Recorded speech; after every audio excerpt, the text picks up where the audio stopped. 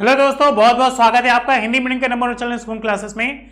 जैसा कि देख पा रहे हैं आप बोर्ड पे, आपके केमिस्ट्री के यूपीएमएसपी पे मॉडल पेपर आ चुके हैं। मॉडल पेपर आपको इसलिए दिया जाता है कि आप उससे देखकर इस बात का आइडिया लगा सके कि हम लोग जो क्लासरूम में पढ़ रहे हैं या जो ऑनलाइन पढ़ रहे हैं उन सभी के टॉपिक्स हमारे द्वारा दिए गए लेक्चर और हमारे द्वारा दिए गए नोट से मैच कर रहे कि नहीं, या जो चैप्टर हम लोग पढ़ चुके हैं उससे हमारे बोर्ड एग्जाम में कौन कौन से चैप्टर इतने ज्यादा इंपॉर्टेंट है जिससे 1, 2, 3 चैप्टर 3 क्वेश्चन ज्यादातर उसी चैप्टर से आ रहे कि नहीं। आज का हमारा वीडियो इसी के बेस पे है, तो बिल्कुल कहीं मत जाइएगा। बिल्कुल इस प्रकार से प्रश्न पूछे जाएंगे 2021-22 की परीक्षा में। जिन लोगों को जानकारी नहीं है उन लोगों के पास बड़ा बड़ा मोबाइल है, वो अपने मोबाइल से भी आप मॉडल पेपर को डाउनलोड कर सकते हैं। ये देखिए मेरे पास भी एक छोटा सा मोबाइल है, तो हम इससे डाउनलोड करके बोर्ड पे रख चुके हैं। आपके पास भी है। अगर आप डाउनलोड नहीं कर पा रहे तो जितने भी क्वेश्चन हम बोर्ड पे आपको अभी दिखाएंगे, आप सब उनको एक कॉपी पर नोट कर लीजिए और बच्चों बिल्कुल सिस्टमैटिक वे से उनको सॉल्व कीजिए और सॉल्व करने के बाद उसको याद कीजिए सभी प्रश्नों को, तो 100% आपको निश्चित सफलता मिलेगी ही मिलेगी। बताइए, मॉडल पेपर 2021-22 को जो आप अभी देंगे उसको पूरा सॉल्व करने का प्रयास करिए बेटा, तभी आप अच्छे से तैयारी करेंगे। जितने भी चैप्टर आप पढ़ चुके हैं उसे ध्यान से पढ़ें और जो भी टॉपिक कही जा रही ये इंपॉर्टेंट है उसको एक जगह पे लिखकर 2 से 3 बार रट जाइए, तो बिल्कुल हो जाइए तैयार। ये बिल्कुल पेपर आपके सामने है, आप मन लगाकर इसको पढ़िए और किसी प्रकार का डाउट्स है तो मुझे जरूर बताइएगा, चाहे कमेंट बॉक्स में, चाहे आप टेलीग्राम पे मुझे मैसेज कर सकते हैं। ये रहा क्वेश्चन आपके सामने। देखिए, जब भी आपको क्वेश्चन पेपर दिया जाएगा तो आपसे कहा जाएगा कि सबसे पहले आप उसको पढ़िए, ठीक है। ये 2021-22 का रसायन विज्ञान का पेपर है और आपको जानकारी होगी कि इस बार भी 2-3 पेपर नहीं होगा, सिर्फ एक ही पेपर होगा रसायन विज्ञान का। इसलिए बगल में लिखा है क्या, केवल प्रश्न पत्र। सवाल सर कितने मार्क्स का होगा, तो 70 मार्क्स का होगा। 100 मार्क्स का होना चाहिए, तो 30 मार्क्स आपके प्रैक्टिकल से दिए जाएंगे। जो आपके स्कूल में प्रैक्टिकल चलेगा उसको आप अटेंड करिए और अटेम्प्ट करने के बाद अच्छा फीडबैक दीजिए कि आपके स्कूल से आपको 25 से 30 के बीच में मार्क्स मिल जाए, तो आपका रिजल्ट और बेहतर हो जाएगा। 3 घंटे 15 मिनट का है ये पेपर। वैसे पेपर तो 3 ही घंटे का है, 15 मिनट आपको एक्स्ट्रा दिए जाते हैं उस प्रश्न पत्र को पढ़ने के लिए। सभी प्रश्न अनिवार्य है। प्रत्येक प्रश्न के निर्धारित अंक उनके समक्ष दिए गए, मतलब जितना प्रश्न जितने नंबर का है, 1 नंबर 2 नंबर 3 नंबर 4 नंबर, वो उसके जस्ट बगल में दे दिया गया है, उसको आप देखिए। उसके साथ साथ गणनात्मक प्रश्नों में गणना के समस्त पद को लिखिए, मतलब स्टेप वाइज लिखना है कि पहले क्या होगा पहले क्या होगा, जितने भी न्यूमेरिकल्स हैं, क्योंकि स्टेप पे भी नंबर मिलता है, ये आप जानते हैं। अब ये नहीं कि क्वेश्चन रखे और आंसर लिख दे और नंबर मिल जाए, तो नहीं। आजकल के एग्जामिनर बहुत स्मार्ट हो गए हैं और तो स्मार्ट आपको भी बनना है। तो आपको क्या करना है, सभी को लिखना है। प्रश्नों के प्रासंगिक उत्तर दिए, मतलब जो है। कुछ लोग करते कि अपने मन से कुछ भी लिख के आ जाते हैं, तो कहानी और शायरी नहीं लिखनी है, न इतिहास लिखना है। आप साइंस के स्टूडेंट हैं तो साइंस की लैंग्वेज देनी है, to the point, to the exact, तब आपको मार्क्स अच्छे मिलेंगे बच्चों, ठीक है। जहां आवश्यक हो रासायनिक समीकरण दीजिए। जितने भी आपको लगे कि ये बिल्कुल सही है वहां पे आपको रासायनिक समीकरण समझ देंगे, तब आपको एग्जामिनर अच्छे से अच्छा मार्क्स देगा। सुना होगा कि अगर अच्छी राइटिंग और साफ सफाई होती है तो एग्जामिनर आपके मार्क्स नहीं काटेगा, क्योंकि वो समझेगा अच्छा बच्चा है। और अगर आप सही लिखने के बावजूद घालमेल किए, उसमें पास पास लिखे हो, तो एग्जामिनर को नहीं समझ पाएगा तो काट देगा, तो आप फेल हो जाओगे। देखो, इस प्रश्न के प्रत्येक खंड में 4 विकल्प ही दिए गए हैं। सही विकल्प चुनकर अपनी उत्तर पुस्तिका में कॉपी लिखिए। कुछ बच्चों के क्वेश्चन होते हैं कि सर क्या हमें पूरा प्रश्न उतारना चाहिए? तो बिल्कुल पूरा प्रश्न उतारने की कोई जरूरत नहीं है। आप साफ साफ ये जरूर शो करिएगा कि जो आंसर लिखे वो किस प्रश्न का है, वो प्रश्न का नंबर और आंसर। जैसे आप देखो, सबसे पहला ही क्वेश्चन, फलक केंद्रीय घनी कोष्टिका में परमाणुओं की संख्या। तो चैप्टर देखते ही लग जा रहा है, ये चैप्टर है हमारा क्या? Solid state. बताइए, आंसर बताइए। फलक केंद्रित घनी कोष्टिका में परमाणुओं की संख्या कितनी होती है? 1 होती है, 2 होती है, या 4 होती है, 6 होती है? हमने आपको सारी चीजें पढ़ाई हैं। अब आपकी बारी है, आप अपने आंसर दीजिए और उस चैप्टर को देखिए जो चैप्टर हम आपको पढ़ा चुके हैं वो आपको कितने आ रहे। दूसरा, निम्नलिखित में से कौन सा विलयन अणु संख्या गुण नहीं है? परासरण दाब का, पृष्ठ तनाव का, वाष्प दाब अवनमन का, या हिमांक में अवनमन का। मतलब ये चैप्टर जो है वो आ गया क्या? सॉल्यूशन। अब याद करिए, हमने आपको दोनों चैप्टर पढ़ा दिया। उसके बाद तीसरा, शून्य कोटि की अभिक्रिया की दर नियतांक का मात्रक अभी ही चल रहा है।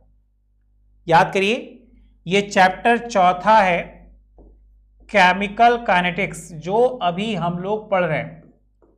और अभी पिछले लेक्चर में ही आपको हमने इसका आंसर बताया था। अब बारी आपकी है आंसर बताने की। जल्दी से इसका आंसर बताइए कि इसका आंसर क्या होगा। देखिए कौन सबसे पहले रिप्लाई करता है। ठीक है, अभी बता रहे थे ना इसको। उसके बाद चौथा है, निम्नलिखित में से कौन सा यौगिक कैनिजारो अभिक्रिया नहीं दी? याद करिए, कैनिजारो, फ्रीडल क्राफ्ट, वुर्च अभिक्रिया, ये सारे नाम आए थे। मतलब ये कार्बनिक यौगिक का है। फिर कह रहे एथिल एमीन और HNO3 की क्रिया, सोचिए किससे संबंधित है? एथिल एमीन मतलब C2H5NH2 किससे क्रिया? नाइट्रिक अम्ल से। समीकरण आपको याद होना चाहिए। तो कौन सा बनेगा इन चारों में से? जो बनेगा जल्दी से बना के आप आंसर दीजिए। ठीक है,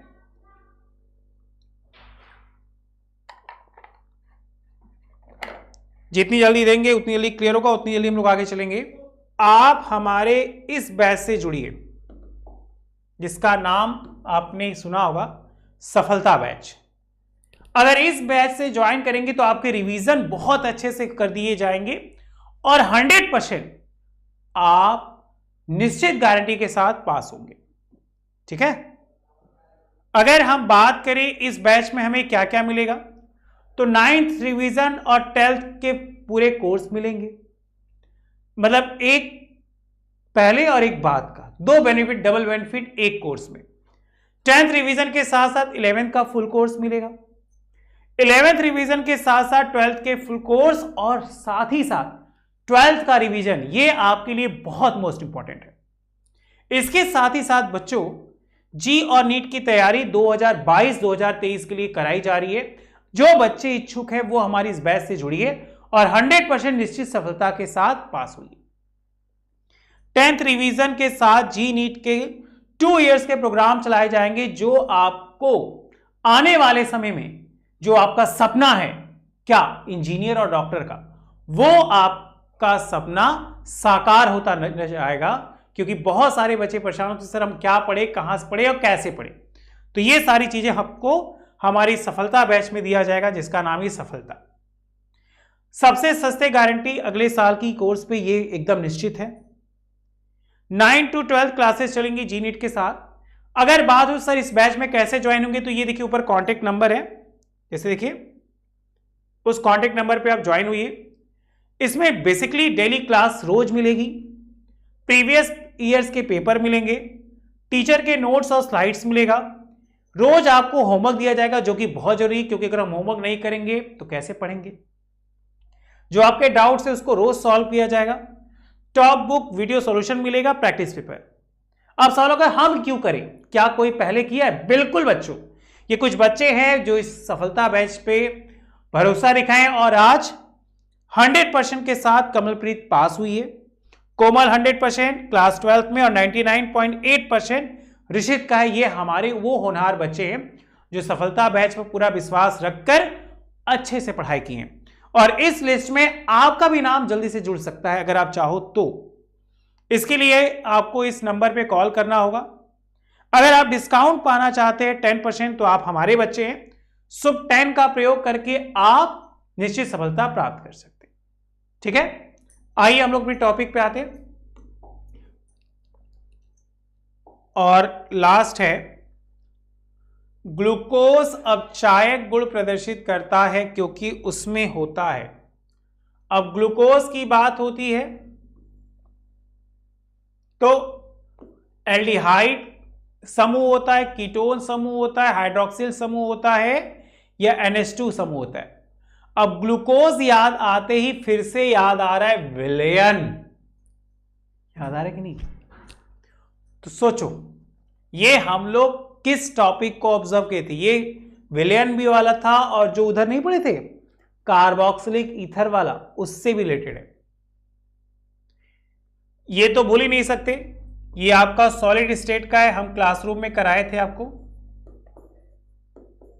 कि एक तत्व A जिसका परमाणु द्रव्यमान 100 है, दे दिया BCC, याद करिए आपको बताए थे BCC, FCC, CC, SCC, ऐसी बहुत सारे नाम बताए थे। तो ये चैप्टर से आपको बताने हैं। अगर नहीं आएगा तो हम तो है ही, हम कहीं नहीं जाएंगे, हम आपको बताएंगे।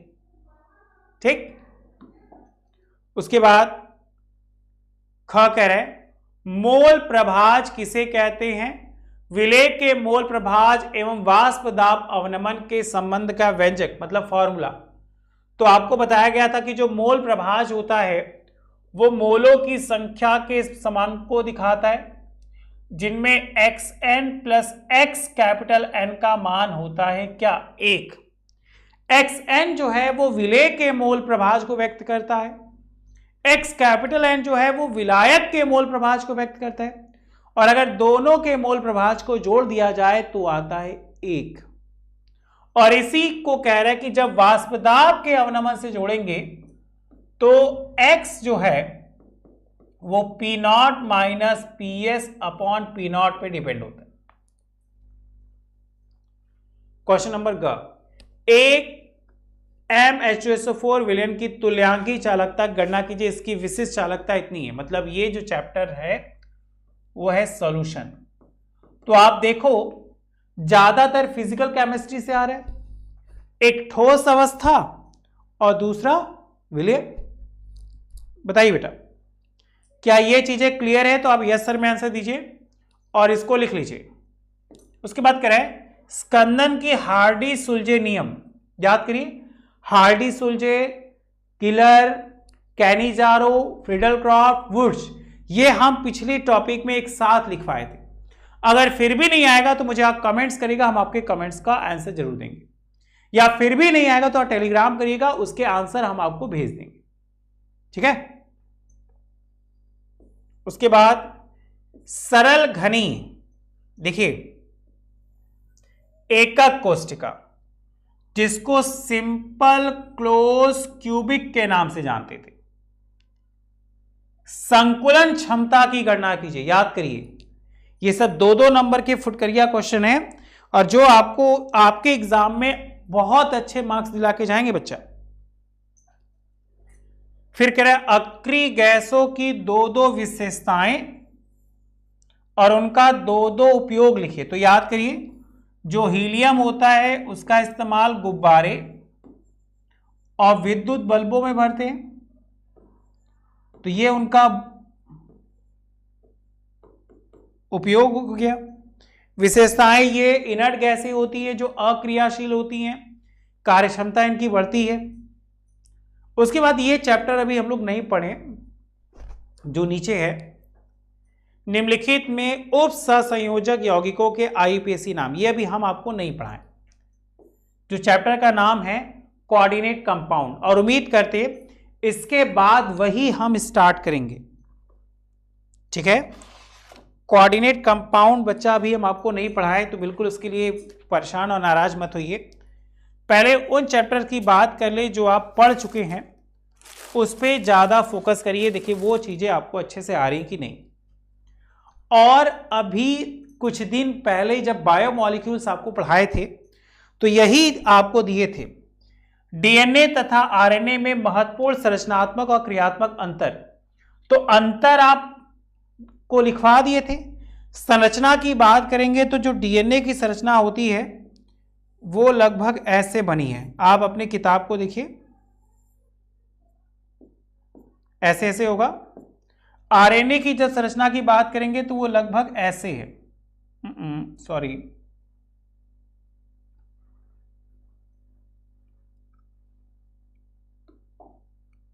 आरएनए की बात करिएगा तो लगभग ऐसे है। आप किताब खोलेंगे तो दिख जाएगा।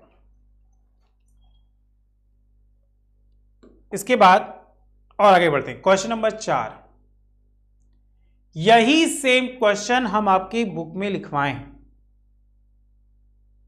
देखिए 0.5 मोल प्रति लीटर NaOH विलयन के स्तंभ का विद्युत प्रतिरोध इतना है, इसका व्यास इतना है, लंबाई इतनी है। तो प्रतिरोधकता, विशिष्ट चालकता और मोलर चालकता की गणना कीजिए। चैप्टर का नाम है इलेक्ट्रोकेमिस्ट्री, विद्युत रसायन। याद करिए 3 नंबर का क्वेश्चन है।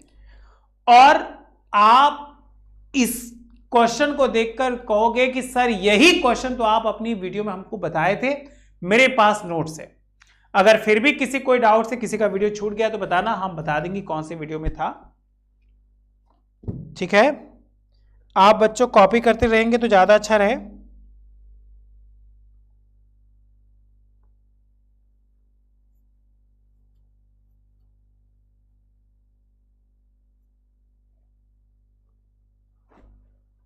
ठीक है, उसके बाद नेक्स्ट पेप्टीकरण और अपोहन। अपोहन को ही इंग्लिश में बताए थे डायलिसिस। याद करिए बायोमॉलिक्यूल्स में बता रहे थे कि जब किडनी या लीवर जब किडनी फेल हो जाती है तो मशीनरी के द्वारा उसमें नाइट्रोजन युक्त पदार्थों को दूर किया जाता है, अशुद्धियों को। उसी विधि को दूर करने की क्रिया को डायलिसिस या अपोहन के नाम से जाना जाता है। पेप्टीकरण याद कर लीजिएगा, पेप्टीकरण इंपॉर्टेंट है। उसके बाद है प्राथमिक, द्वितीयक और तृतीयक एमिनो की पहचान की विधि और रासायनिक समीकरण के साथ उसको क्या करना है, लिखना है। ठीक है, प्राथमिक, द्वितीयक और तृतीयक। क्या ये बात क्लियर है? और याद करिए यही चीज हम आपको बताए थे, ग्लूकोज की संरचना जैसे नहीं C6H12O6, तो आपको ऐसे बताए थे 1 2 3 4 5 6। तो इधर OH, इधर H, ये बॉन्ड दिखा दो, HOH, ऐसे करके नहीं लिखवाए थे। याद करिए चैप्टर, हम बताएं कि आपको याद आ गया। चैप्टर है आपका कौन सा, जिसमें नाम आ रहा था मोनोसेक्राइड, डाइसेक्राइड, पॉलीसेक्राइड, कुछ याद आया? उसी चैप्टर से संबंधित है और ये चीजें हम आपको पढ़ा चुके हैं। चलिए हम और आगे बढ़ते हैं। कह रहे किसी पदार्थ X के 4 ग्राम विलायक में डालने पर S का क्वथनांक मुझे नहीं पता तो वो दे दिया, इतना ग्राम बढ़ जाता है। तो इसके हिमांक में कमी, वाष्प दाब में कमी, 300 केल्विन घोल पर विलयन का परासरण दाब और X का अणुभार और Kb। चैप्टर का नाम है सॉल्यूशन, बोले तो विलयन। और हम लोगों ने विलयन के सारे फॉर्मूले को बहुत अच्छे से कर चुके थे। अगर आपको फिर भी लगता है कोई डाउट है तो एक वीडियो हम इन्हीं सभी फॉर्मूलों को लेकर बनाएंगे। बताइए क्या इस बात से आप सहमत हैं? हो जाएगा?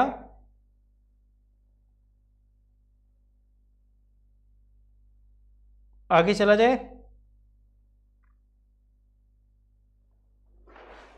अभी तो याद करिए, यही चीज बता रहे थे आपको अपने चौथे लेक्चर में। प्रथम कोटि की अभिक्रिया के वेग स्थिरांक के लिए व्यंजक लिखिए, उसमें जितने पद उनको समझाइए, और यह भी दर्शाइए कि प्रथम कोटि की अभिक्रिया का अर्धायु का जो टी हाफ वाला बता रहे थे प्रारंभिक सांद्रता पर निर्भर करता है कि नहीं। ये नोट में आपको लिखवाए थे, और इसी से संबंधित एक क्वेश्चन भी आपको दिए थे जो काफी सारे बच्चों का सही था। नहीं, टी हाफ 0.693/2 कि 40 सेकेंड बाद इतनी ही हो जाएगी। ये सभी हम आपको दे चुके हैं और उम्मीद करते हैं हमारे बच्चों को अच्छे से आ रही होगी। ये देखिए डी ब्लॉक का है बच्चों, ये तुम्हारा जो चैप्टर पढ़ा रहे थे केमिकल काइनेटिक्स, जिसको कहते थे रासायनिक बलगतिकी।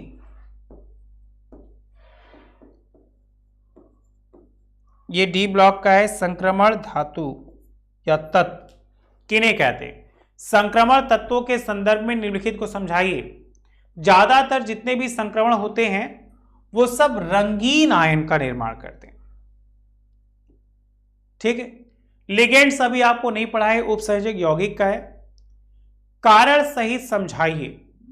साधारण ताप पर ऑक्सीजन एक गैस की सल्फर ठोस है, बिल्कुल। हैलोजन प्रबल ऑक्सीकारक है। उत्कृष्ट गैसों का क्वथनांक कम होता है। उत्कृष्ट मतलब अक्रिय। अब या तो ये करिए, या तो हैबर विधि द्वारा अमोनिया के निर्माण का नामांकित चित्र बनाइए। रायमंड टीबन, कोल्बे, विलियमसन संश्लेषण, या क्या होता है जब।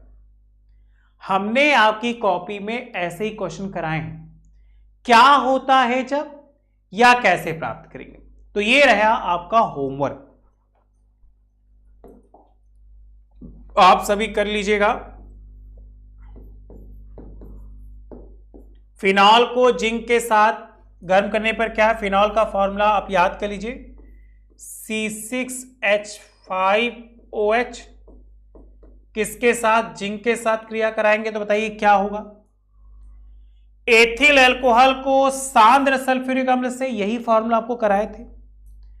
डाई एथिल ईथर मतलब C2H5O C2H5 को हाइड्रोआइडिक अम्ल के साथ क्रिया कराएंगे तो क्या होगा।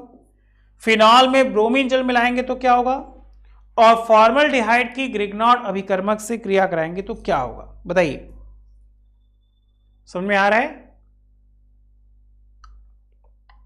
ये सारी चीजें इंपॉर्टेंट है, ये चीजें हमने आपको बता दी है। उम्मीद करते हैं हमारे बच्चों को क्लियर हो रहा होगा। सातवां, एरिल हाइलाइट नाभिक रागी प्रतिस्थापन क्या कराता है, या इसको समझाइए। क्लोरीन इलेक्ट्रॉन अपनेयक समूह है, फिर ये एरोमेटिक इलेक्ट्रॉन रागी क्यों है। एल्किल हाइलाइट ध्रुवीय होते हैं जल में, अभी इसकी बतानी है।